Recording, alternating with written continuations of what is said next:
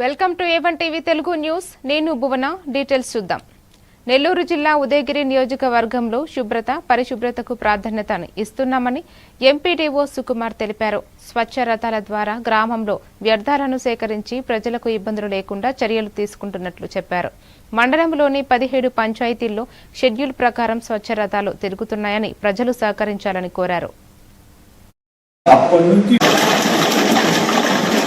ఉదయగిరి మండలంలో స్వచ్ఛరథం అనేది 6/2026 మొదలైంది.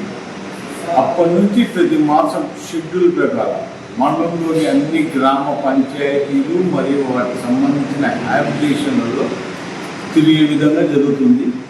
ఆ షెడ్యూల్ ప్రకారం ప్రతి గ్రామానికి పోయే రోజు ముందు క్లాత్ బుక్ల ద్వారా మైకు ద్వారా ప్రజలకు రేపు స్వచ్ఛరథం వస్తుంది, మీ పాత వస్తువులు తీసుకొని ఏవైనా నిత్యావసర వస్తువులు తీసుకోమని అవగాహన కల్పిస్తున్నాము.